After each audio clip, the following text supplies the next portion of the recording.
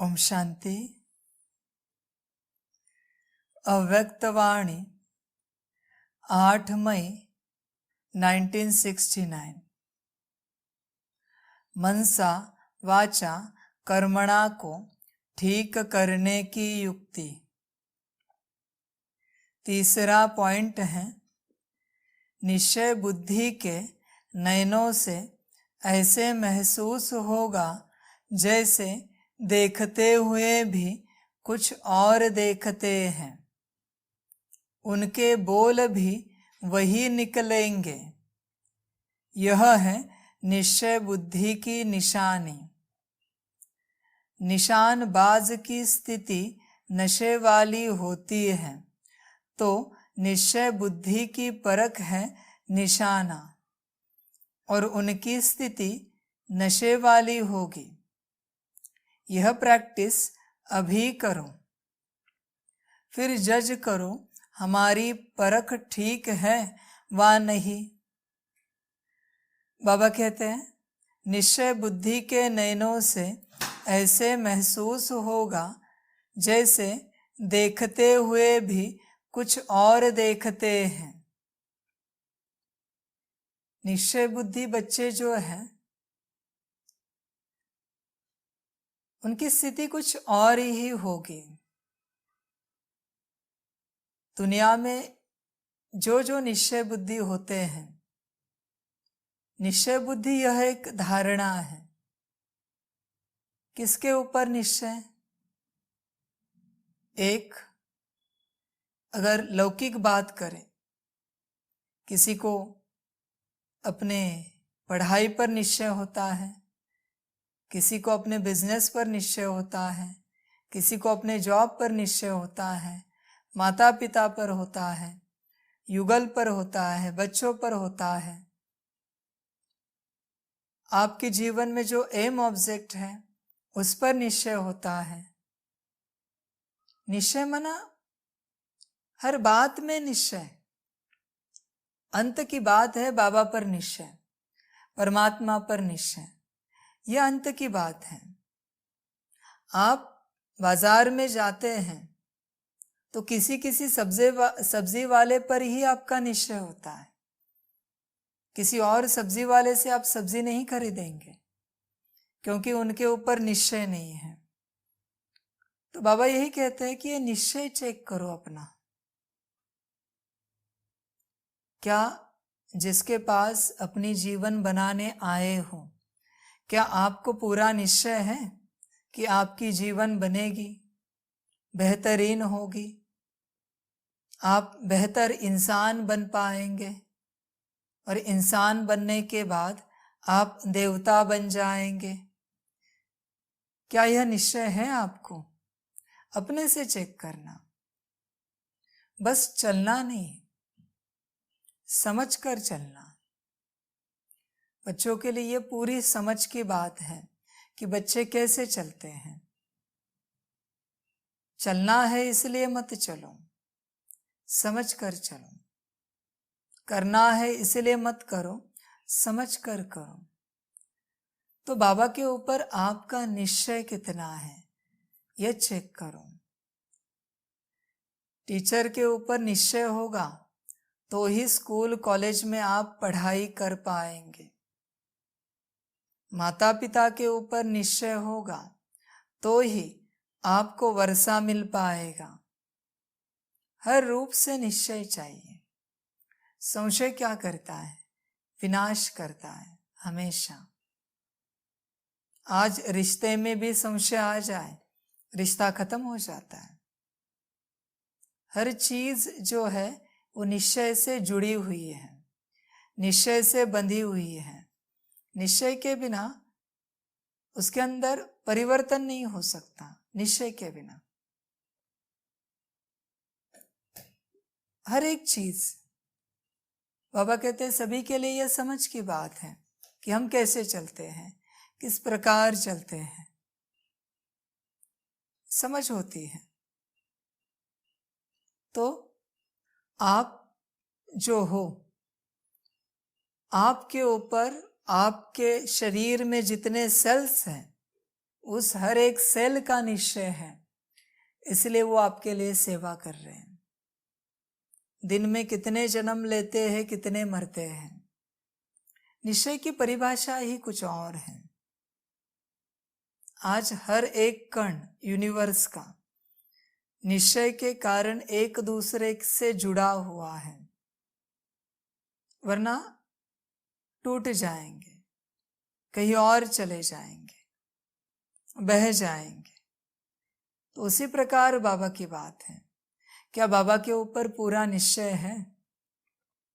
ज्ञान के ऊपर पूरा निश्चय है? योग के ऊपर पूरा निश्चय है?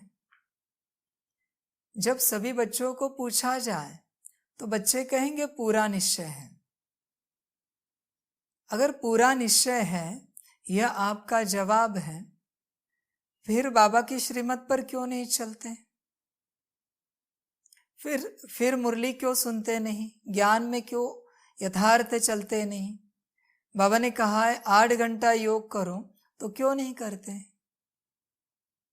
तो बस कहने के लिए नहीं कहना, निश्चय मना करना।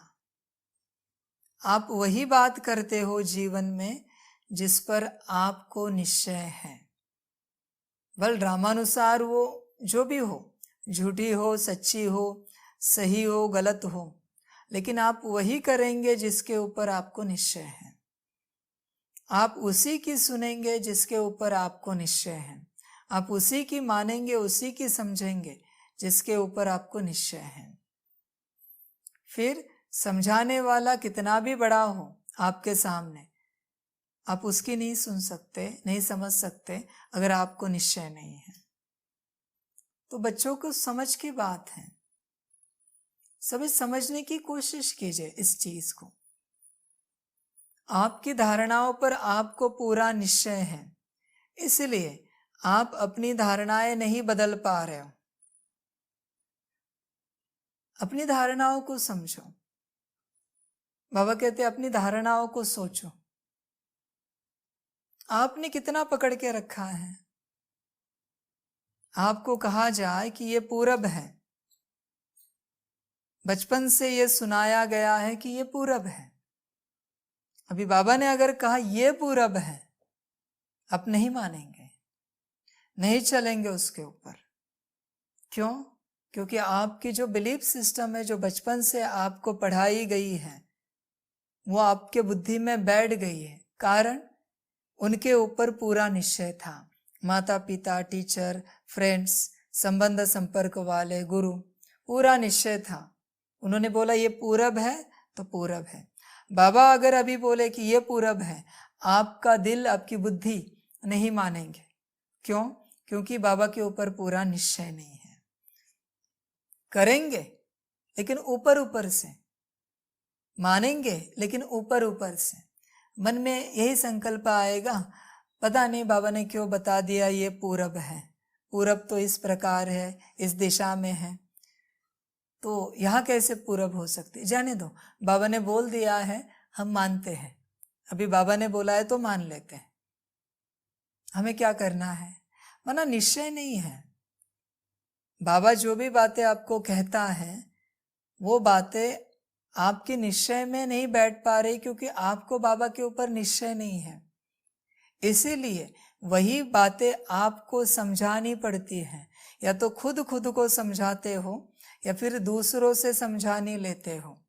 ये कैसे हो सकता है? आत्मा यहाँ कैसे हो सकती है? फिर आत्मा यहाँ बैठकर कैसे कार्य करती है? समझ की बात है। बाबा जो भी सिखाता है, बताता है, वो सब अनुभव की बातें होती हैं। किसी के सुनने से आपको समझ में नहीं आएगा, यह अनुभव करना पड़ेगा, तभी आपको समझ में आएगा कि बाबा क्या कह रहा है। तो अपने निश्चय को चेक करो। बाबा बार बार कह रहा है, निश्चय को चेक करो। जिन बच्चों को कहा जाए ये ऐसे ही करो, गलत भी हो फिर भी वो बच्चे करेंगे। क्यों करेंगे? क्योंकि उन्हें निश्चय है। जिन्हें निश्चय नहीं है ना, वो करना तो छोड़ दीजिए, वो सोचेंगे पता नहीं ये ऐसे करने से ठीक होगा या नहीं होगा, बाबा ने बोला तो सही है कि ऐसे करो, पर पता नहीं, ये उनके मन में शुरू होता है। बाबा जब अच्छा अच्छा बोलता है ना, तो आसानी से किसी का निश्चय बोल बैठेगा। लेकिन बाबा अगर उल्टी बात आपको सुना दे कि ऐसे नहीं ऐसे करो, तो पता चलेगा आपका निश्चय कितना बैठता है। परीक्षा होगी आपकी, समझ में आएगा कि आपका निश्चय कितना पक्का हो रहा है। समझ की बात है बच्चों के लिए। सभी अपने को चेक करें कि आपका बाबा के ऊपर निश्चय कितना है। जब तक निश्चय नहीं बैठेगा ना, बाबा की किसी भी डायरेक्शन को आप फॉलो करो, आपको वो रिजल्ट नहीं मिलेगा जो बाबा ने उसमें बोला है, कहा है, क्योंकि आपका निश्चय नहीं है। आपका संशय ही रिजल्ट को बदल देता है हमेशा। इसलिए निश्चय को चेक करो, अपने निश्चय को। तो निश्चय बुद्धि के नयनों से ऐसे महसूस होगा जैसे देखते हुए भी कुछ और देखते हैं। बाबा कहते हैं निश्चय बुद्धि वाले जो बच्चे हैं ना, उनके नयनों से पता चलेगा कि यह निश्चय बुद्धि बच्चे हैं। बाकी जो निश्चय बुद्धि नहीं है ना, उनके भी नयनों से पता चलेगा कि वो कितने निश्चय बुद्धि है या नहीं है। समझ की बात है बच्चों के लिए। वापस से आपके नयन बताते हैं, आपकी आंखें बताती है कि आप कितना निश्चय बुद्धि हो, कितना पक्के हो। समझ है। कभी अपनी आंखों को खुद ही देखना आईने में कि आपके आंखों के अंदर कितना निश्चय है बाबा के लिए, आपको पता चलेगा। खुद की आंखों को देखना, फिर आप समझ पाओगे कि निश्चय कितना है। दूसरों की आंखों का निश्चय तो आप तुरंत बता देते हो कि इतना निश्चय है, उतना निश्चय है। अभी आपकी बारी है, अपनी आंखों को चेक करो। अपनी आंखों को चेक करेंगे तो आपको पता चलेगा कितना निश्चय है आंखों में छिपा हुआ है। जब भी बाबा कोई बात समझाता है किसी को, बस आप उसकी आंखों में देखना। बाबा किसी को डायरेक्शन देता है, उसकी आंखों में देखना। बाबा जब उसे सुना रहा है किसी को भी, उसकी आंखों से आपको पता चलेगा इनका बाबा के ऊपर निश्चय कितना है। आंखें बता देंगी। समझ की बात है बच्चों के लिए। अभी आंखों का खेल समझना शुरू कीजिए, नैनों से पता चलेगा, महसूस होगा कि इनका निश्चय बाबा के ऊपर बहुत है। महसूस होगा आपको। और किसी किसी के लिए महसूस होगा, पता नहीं आ तो रहे हैं बाबा के पास, ज्ञान तो सुन रहे हैं, पर निश्चय कभी दिखा नहीं इनके अंदर। जब भी देखो अपनी ही बात रखते हैं बाबा के सामने, कभी बाबा की बात नहीं सुनी, नहीं समझी, तो पता नहीं निश्चय है या नहीं है इनके अंदर। समझ में आता है। बाबा कहते हैं उनके बोल भी वही निकलेंगे, उनके बोल भी निश्चय वाले होते हैं। ऐसे नहीं कि आंखें कुछ है और बोल कुछ है, ऐसे नहीं होगा कभी। बोल भी वैसे ही होंगे उनके, निश्चय वाले। निश्चय समझ में आता है वाणी से और आंखों से। जैसे दुनिया में कोई गुरु कुछ शिष्यों को कहता है कि ये कार्य करो, तो शिष्यों के उमंग उत्साह से पता चलता है कि उनको उनके गुरु के ऊपर निश्चय कितना है। उनके उमंग उत्साह से पता चलता है। तो समझ की बात है। बाबा ने कोई बात कही, श्रीमत दी, तो आपका जो उमंग उत्साह है वही आपका निश्चय है। आप कितने भी थके हुए हो, बाबा ने कहा ना रात को 2:30 बजे 3 बजे यह सेवा है, तो उस समय में आपका उमंग उत्साह होगा जिस प्रकार से, उतना ही आपका निश्चय होगा। ये प्रमाण है। नहीं कल करते हैं, अभी बहुत लेट हो चुका है, अभी थोड़ा आराम करते हैं, पता चलेगा उससे। किसने कहा है? बाबा ने कहा। तो क्या उमंग उत्साह होना चाहिए? बाबा के मुख से निकला है कि यह कार्य करना है, तो बाबा कहते कितना उमंग उत्साह होना चाहिए। समझ की बात है। तो जितना निश्चय उतना उमंग उत्साह, जितना उमंग उत्साह बाबा के लिए उतना ही निश्चय। बहुत सारे बच्चे हैं और बाबा कहते अपने निश्चय को चेक करो। आप ही अपने निश्चय की चेकिंग करो। जब परिस्थिति ठीक ठाक है ना, आप हेल्दी हो, मन शांत है, आप सुखी हो, मौज में हो, उस समय में उमंग उत्साह भरपूर होता है। उस समय निश्चय पता नहीं चलता किसी का भी। लेकिन जैसे ही शरीर बीमार है, ठीक नहीं है, मन अस्वस्थ है, बुद्धि चंचल है, संस्कार ऊपर नीचे है, ऐसी जब अवस्था होती है, उस समय में बाबा कोई श्रीमत देता है तो आपका निश्चय पता चलता है कि निश्चय कितना है, किसने बोला है करने को, ये उस बात से आपको पता चलेगा। वरना मुश्किल है, नहीं समझ पाएंगे निश्चय को। इसलिए अपने निश्चय को चेक करो। उनके बोल भी वही निकलेंगे, अरे बाबा ने कहा है ना, चलो करते हैं। आप कहेंगे अरे आप तो बीमार हो, थके हुए हो, हम सेवा कर लेंगे ना। नहीं नहीं, बाबा ने कहा है ना, सब करना है। नहीं, हमें भी करना है, छोड़ दो बीमारी। कहेंगे, वो कहेंगे छोड़ दो बीमारी। कहाँ बीमारी देखते हो? शरीर भी छूट जाएगा तो बाबा की सेवा में ही जाएगा ना। पर बाबा ने श्रीमत दी है कि यह सेवा करनी, यह कार्य करना है, तो बीमारी को नहीं देखना है। ऐसे चलेंगे बच्चे, निश्चय बुद्धि वाले। निश्चय बुद्धि माना बाबा की हर श्रीमत को फॉलो करने वाले। ऐसे नहीं कि कोई कोई करे, कभी कभी करे, जब मन हो तब करे। नहीं नहीं, इन्हें निश्चय बुद्धि नहीं कह सकते। तो उनके बोल से पता चलता है कितने पक्के हैं ये, बाबा की किसी भी बात को कितना अथॉरिटी से सामने रखते हैं। बाबा कहते हैं ये निश्चय बुद्धि बच्चे हैं। यह है निश्चय बुद्धि की निशानी, उनके नयन और उनके बोल। कहते हैं ना कोई कोई कि हम बाबा के साथ रहते थे, बाबा के साथ चलते थे, तो यह कोई कम बात है क्या?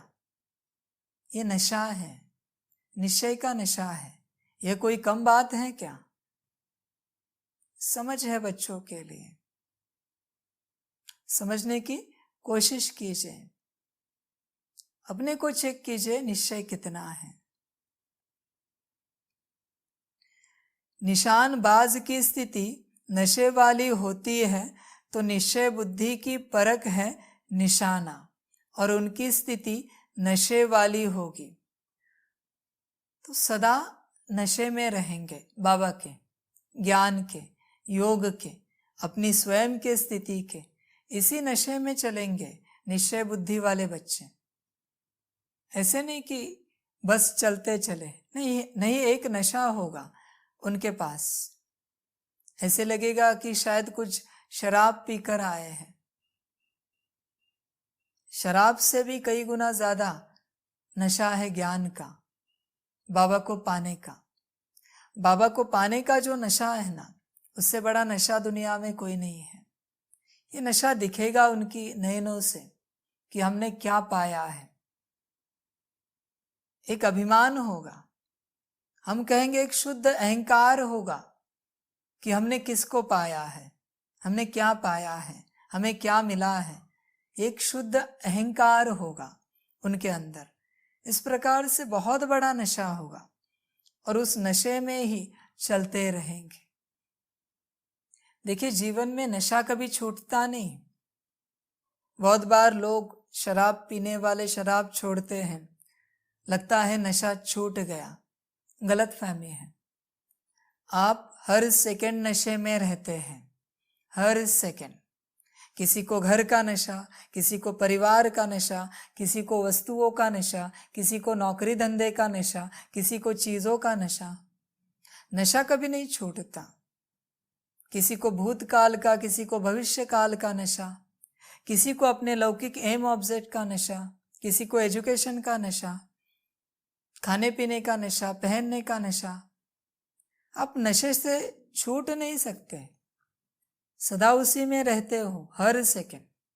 एक नशा छोड़ा, दूसरा पकड़ लिया, दूसरा छोड़ा, तीसरा पकड़ लिया। इस दुनिया का रूल ही है कि आप नशे में ही रहेंगे, नशा नहीं छूटेगा आपसे। पर कौन सा नशा करना है?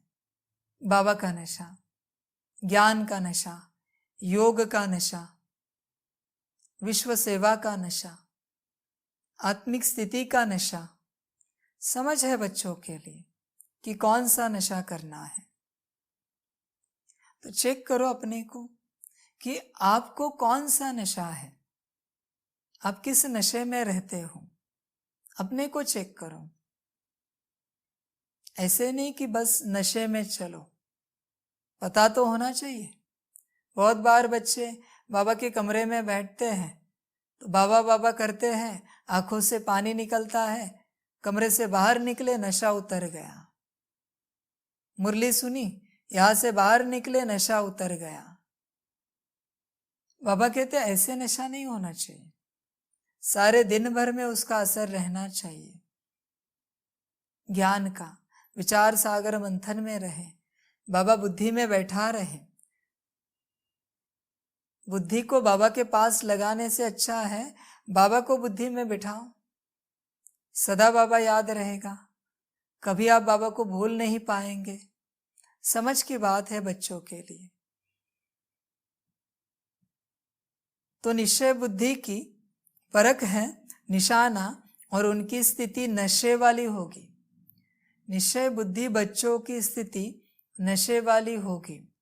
वो जिएंगे तो भी नशे में जिएंगे, बाबा के याद के, और शरीर छोड़ेंगे तो भी नशे में छोड़ेंगे, बाबा की याद के। समझ की बात है। चेक करो अपने को, आपकी अवस्था ऐसी है क्या?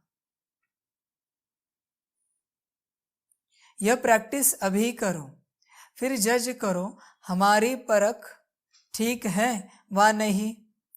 फिर प्रैक्टिस करते करते परख यथार्थ हो जावेगी।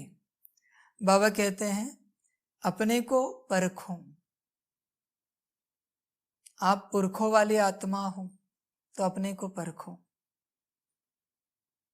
आप पुरानी आत्मा हो, पूर्वज आत्मा हो, अपनी पहचान आप खुद करो कि आप कौन हो, क्या हो। जब तक आपके अंदर वो नशा नहीं आता कि आप पूर्वज आत्मा हो, विश्व परिवर्तक आत्मा हो, विश्व कल्याणकारी आत्मा हो, तब तक आपसे वह कार्य नहीं हो सकता। किसी भी कार्य को करने के लिए भी नशा लगता है, जिसको आपकी भाषा में जुनून कहते हैं। जब तक वो आपके सिर पर सवार नहीं होता तब तक आप कोई भी कार्य नहीं कर सकते। इसलिए अपनी अवस्था को चेक करो, अपनी ताकत को चेक करो। फिर प्राप्तियां ही प्राप्तियां है, ताकत को भूलो नहीं। तो अपने को जज करो, हमारी परख ठीक है वा नहीं। खुद को जज करो कि आपकी परख कैसी है। चेक करो अपने को, आप समझ जाओगे कि आप किस प्रकार की आत्मा हो। पहले अपने को अनुभव करो। जो अनुभव आपका आपसे आपको हो रहा है, वही अनुभव आपसे दूसरों को होगा। आपका जो खुद को अनुभव कर रहे हो, वही अनुभव दूसरे आपको करेंगे। पर कभी कभी आंखों पर पट्टी होती है कि हम बहुत अच्छे हैं, पर हमें चेक करना चाहिए हम कितने अच्छे हैं। खुद ही खुद को सर्टिफिकेट नहीं देना, चेकिंग करना। तो अपनी परख को ठीक करो और खुद को परखो। फिर प्रैक्टिस करते करते परख यथार्थ हो जाएगी। फिर इस प्रकार प्रैक्टिस करेंगे तो आने वाली आत्माओं को आप परख सकेंगे कि ये कैसी आत्माएं हैं, किस प्रकार की आत्माएं हैं। तो जैसी आत्मा होगी उस प्रकार आप उनको भरपूर करेंगे। परख शक्ति आपके पास बहुत हो। कोई सुख के लिए आएगा, कोई शक्ति के लिए आएगा, कोई शांति के लिए आएगा, कोई स्नेह के लिए आएगा। तो आपको पता होना चाहिए किसको क्या देना है। अगर आपको पता नहीं है तो गलत चीज गलत हाथों में चली जाएगी और वो आत्मा संतुष्ट नहीं हो पाएगी। और आप कहते रहेंगे हम इतना कुछ कर रहे हैं फिर भी कोई संतुष्ट नहीं हो पा रहे, ऐसे ही चलेगा। एक है उनके अंदर असंतुष्टता है तो संतुष्ट कभी नहीं होंगे। पर आप सही चीज सही आत्मा को दें, इसलिए परख शक्ति चाहिए। अपनी परखने की शक्ति को बढ़ाइए जितना हो सके। किसी किसी को तो इतनी भी परख नहीं है, किसी किसी ने लौकिक में संसार भी नहीं देखा, इतनी भी परख नहीं है कि कौन सी पालक की गड्डी है और कौन सी मेथी की गड्डी है। वो कहते हैं हमें पता ही नहीं सब्जी कौन सी है। इतने ज्ञानी हैं कि सब्जी की भी परख नहीं उन्हें। ये हुई लौकिक बात। बाबा कहते हैं अलौकिक बातों की भी बात ऐसी ही है कि आत्माओं को समझ में ही नहीं आ रहा है कि आत्माएं किस प्रकार की हैं, कौन ठगने वाला है और कौन आगे बढ़ाने वाला है। बच्चे समझ नहीं पा रहे हैं, बस बहते जा रहे हैं। प्रभाव में आएंगे तो प्रवाह आपको बहाकर लेके जाएगा। इसलिए कभी भी प्रभाव में नहीं आना इस दुनिया में। बच्चे प्रभाव में ही चलते हैं, इसके कारण ठहर नहीं सकते। तो अपने को चेक करो। दृष्टि में सृष्टि कहा जाता है ना, तो आप उनकी दृष्टि से पूरी सृष्टि को जान सकते हो। बाबा कहते हैं किसी के नैनों में देखकर आप उनको जान सकते हो। उनकी नैनों में देखकर उनको जो चाहिए वह आप उन्हें दे सकते हो, उनको परख सकते हो। दृष्टि से सृष्टि समझी जाती है, अनुभव की जाती है। दृष्टि से, दृष्टि सब कुछ है, लेकिन कौन सी? आत्मिक दृष्टि। आंखों की दृष्टि तो है, वो बात अलग है, लेकिन बाबा कहते हैं कौन सी दृष्टि? आत्मिक दृष्टि। समझ की बात है बच्चों के लिए। बच्चे चेक करें आत्मिक दृष्टि है आपके अंदर उतनी। आत्मिक दृष्टि से आप समझ पाएंगे कौन सी आत्मा कैसी है, उसका भाव क्या है। और ये समझ की बात है बच्चों के लिए। ज्ञान भी आप लेते हो, सुनते हो, किससे लेना चाहिए? जो निश्चय बुद्धि है, जो खुद संशय बुद्धि है या फिर उनका निश्चय पक्का नहीं है, उनसे अगर आप ज्ञान सुनेंगे आपकी गति क्या होगी? कभी आपने सोचा है? संशय बुद्धि वालों से कभी ज्ञान मत सुनो।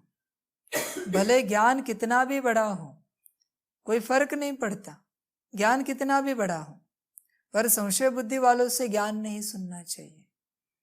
जिनको कुछ पता ही नहीं है उनसे क्या ज्ञान सुनेंगे? इसीलिए तो बाबा कहता है कि सिर्फ मुझसे सुनो, किसी और से नहीं सुनो। और सुनना है तो निश्चय बुद्धि वाले से सुनो, क्योंकि निश्चय बुद्धि वाले से भी मैं ही सुनाता हूं। क्यों? क्योंकि उसकी बुद्धि मेरे पास है, उसकी बुद्धि उसके पास नहीं है, मेरे पास है। तो मैं ही सुनाता हूँ, मेरा ज्ञान है तो मैं ही सुनाऊंगा, उसके द्वारा भी। समझ की बात है बच्चों के लिए। तो बाबा कहते हैं आप उनकी दृष्टि से सृष्टि को जान सकते हो।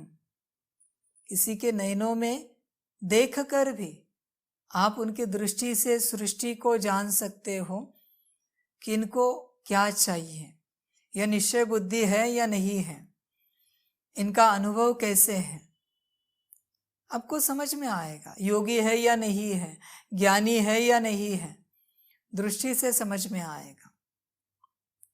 तो सभी यह प्रैक्टिस बढ़ाए, अपनी दृष्टि को श्रेष्ठ बनाए, बाप समान बनाए, नैनों में बाबा ही समाया हुआ हो तो दृष्टि शीतल हो जाएगी, शांत हो जाएगी, पवित्र बन जाएगी।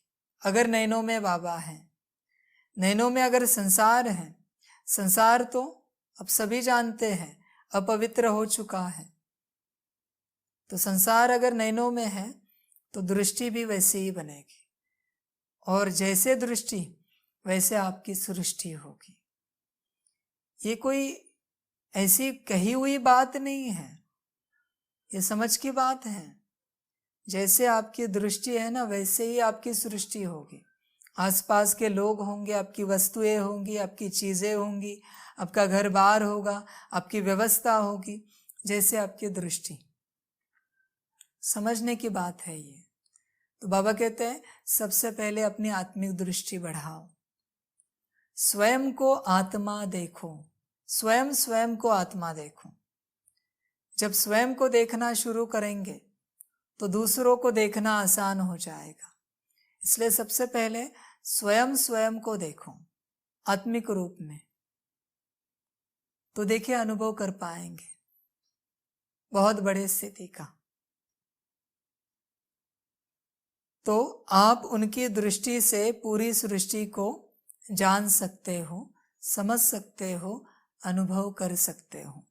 तो अपनी दृष्टि को श्रेष्ठ बनाओ। अच्छा, ओम शांति। सभी बच्चों को बाप की पदम गुणा, याद, प्यार, गुड नाइट और नमस्ते। सदा खुश रहना, मौज में रहना और बाप की याद में रहना। जितना हो सके अपने नैनों में बाप को बिठा के रखना। अपने नैनों में बाप ही हो और बाप की नजरों से यह दुनिया देखना, बाप की दृष्टि से इस सृष्टि को देखना। आप अनुभव करेंगे कि सृष्टि कितनी सुंदर है, कितना बड़ा कार्य चल रहा है विश्व परिवर्तन का। बस दृष्टि बदल जाए।